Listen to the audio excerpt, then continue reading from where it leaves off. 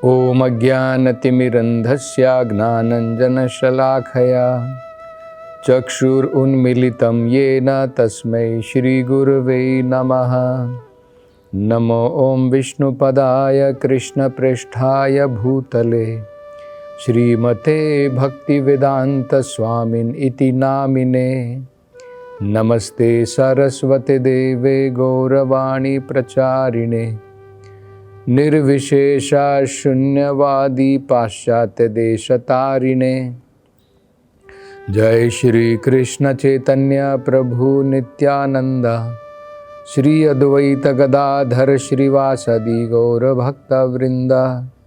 हरे कृष्णा कृष्ण कृष्ण हरे हरे, हरे राम राम राम हरे हरे। हरे कृष्णा। तो प्रहलाद महाराज इतिहास बता रहे हैं क्या हुआ था, किस प्रकार से उन्होंने नारद जी के मुख से भागवत कथा सुनी थी, भगवान की कथाएं सुनी थी।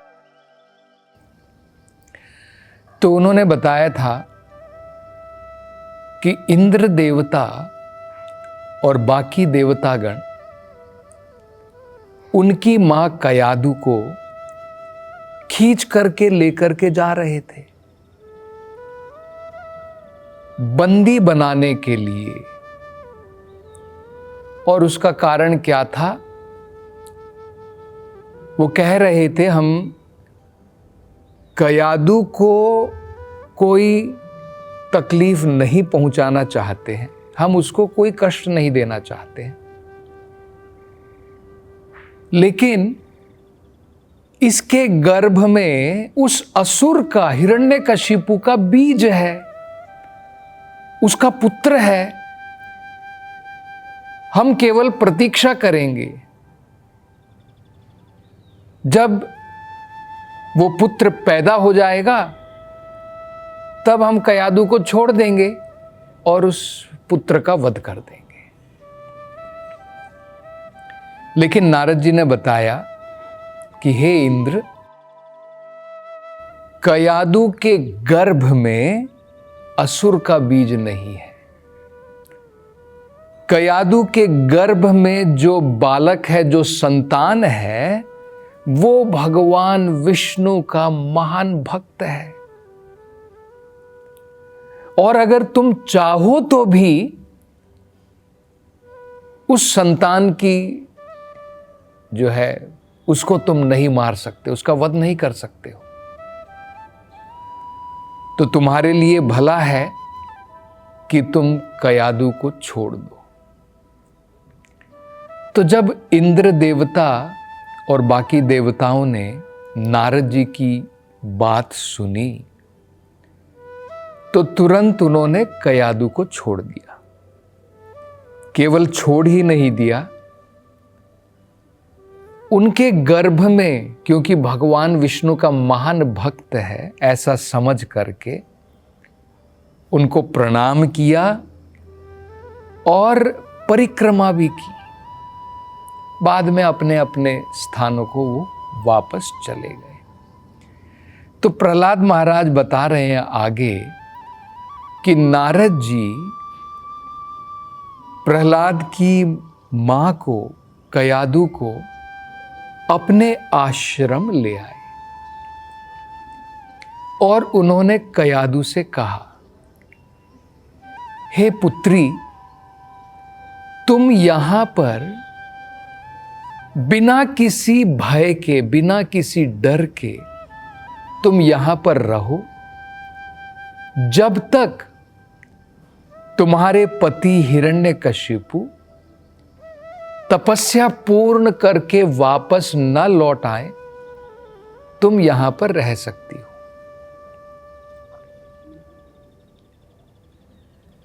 कयादु ने भी स्वीकार किया कि वो नारद जी के आश्रम में रहेगी और बिना किसी डर के, बिना किसी भय के वहां पर वो रह सकी। आगे प्रहलाद जी बताते हैं, क्योंकि उनकी माता को पता था कि नारद जी कोई एक आम इंसान, आदमी, व्यक्ति नहीं है। नारद जी देव ऋषि हैं, देवताओं में भी अत्यंत महान ऋषि हैं, भगवान के महान भक्त हैं। इसलिए बिना किसी चिंता के, बिना किसी भय के, किसी भी दिशा से अब कयादु को कोई भय नहीं था। तो वो वहां पर रुकी और ऐसे महात्मा की सेवा करने का अवसर उन्हें प्राप्त हुआ। तो यहां पर एक बड़ी महत्वपूर्ण बात जो समझने लायक है, हमारे मन में संशय उठ सकता है कि अगर कोई व्यक्ति ब्रह्मचारी है या सन्यासी है, खासकर उसके लिए वेदों का नियम है। वेदों का क्या नियम है? एक सन्यासी है या कोई ब्रह्मचारी है, मात्रा श्वस्रा दुहित्रोवा, कि अगर हमारी माता है, श्वासरा मतलब होता है बहन है, दुहित्रो मतलब होता है बेटी। अगर हमारी मां भी क्यों ना हो, हमारी बेटी भी क्यों ना हो, हमारी बहन भी क्यों ना हो, शास्त्रों के अनुसार कहा है, अकेले में अपनी मां के साथ, अपनी बहन के साथ या अपनी बेटी के साथ भी नहीं बैठना चाहिए। क्यों? बलवान इंद्रिया ग्रामम विद्वान अपि कर्षति। ये श्लोक जो है ये भागवत में है, 9वें स्कंद में, 9th कैंटो में। स्वयं भागवत में कहा है कि अपनी मां के साथ में, यहां तक कि पराई स्त्री की बात तो दूसरी है, यहां तक कि अपनी स्वयं की मां, अपनी स्वयं की बेटी या अपनी स्वयं की बहन, उसके साथ में भी अकेले में नहीं बैठना चाहिए। क्यों? विद्वाम अपि कर्षति बलवान इंद्रिया ग्रामम। इंद्रियां बहुत बलवान होती हैं, यहां तक कि विद्वान जो है, विद्वान का मन और उसकी इंद्रियां भी विचलित हो सकती हैं। तो ये प्रश्न उठेगा कि भाई एक ब्रह्मचारी के लिए, एक सन्यासी के लिए भागवतम में ऐसा बताया है, फिर भला नारद मुनि ने ये कैसे स्वीकार किया कि एक पराई स्त्री उनके आश्रम में रह सके? ये प्रश्न हमारे मन में उठ सकता है। तो देखिए, इसलिए समझना बहुत महत्वपूर्ण है। एक आम व्यक्ति और एक ऐसा व्यक्ति जो तीनों गुणों से परे है। अगर व्यक्ति की इंद्रियां बेकाबू होती हैं, अनकंट्रोल्ड होती हैं, उसकी बात अलग है। जब व्यक्ति 3 गुणों के प्रभावों से मुक्त हो चुका है, सभी प्रकार के भौतिक कल्मशों से मुक्त हो चुका है, ना उसके अंदर में काम वासना है, ना उसके अंदर में भौतिक क्रोध है, ना लोभ है, ना मोह है, ना मात्सर्य है। ये जो है काम, लोभ, मोह, मद और मात्सर्य, ये जो 5 अनर्थ हैं, ये जो व्यक्ति 3 गुणों से प्रभावित है उनके ऊपर कार्य करता है। भगवान और भगवान के जो श्रेष्ठ भक्त हैं, भगवान और भगवान के जो श्रेष्ठ भक्त हैं, महात्मा हैं, वो इन सभी प्रकार के अनर्थों से परे हैं। उनके अंदर में काम, क्रोध, मद, मात्सर्य, लोभ, ये अनर्थ नहीं है। ये उनसे मुक्त हो चुके हैं। वो बद्ध आत्मा नहीं है, वो मुक्त आत्मा है। बद्ध आत्मा और मुक्त आत्मा में तुलना नहीं करनी चाहिए और ना ही उनकी नकल कभी करनी चाहिए। ऐसा नहीं कि भाई भगवान कृष्ण ने गोपियों के साथ में जो है रास रचाया, इसी प्रकार से क्या है, मैं भी अपनी गर्लफ्रेंड के साथ में कुछ रास रचा सकता हूं। भगवान की हजारों गोपियां थी, मेरी एक 5-6 है तो क्या प्रॉब्लम है। मतलब क्या है, हम भगवान को और एक बद्ध जीव को एक ही तराजू में तोल रहे हैं। इस विषय में जब परीक्षित महाराज ने यह प्रश्न पूछा था शुकदेव गोस्वामी जी से कि भगवान कृष्ण तो धर्म की स्थापना करते हैं, धर्म संस्थापना अर्था या संभवामि युगे युगे, क्या भगवान ने जो लीला रचाई, जैसे भगवान ने गोपियों के साथ में जो लीला रचाई, रास नृत्य किया भगवान ने, ये जो गोपियां थी वो भौतिक दृष्टि से, सामाजिक दृष्टि से ये सब कोई दूसरे की पत्नी थी, कोई किसी की मां थी, कोई किसी की बहन थी। तो ये इन सबको भगवान कृष्ण ने स्वीकार किया और भगवान ने उनके साथ में रास नृत्य किया, वो भी मध्य रात्रि के समय,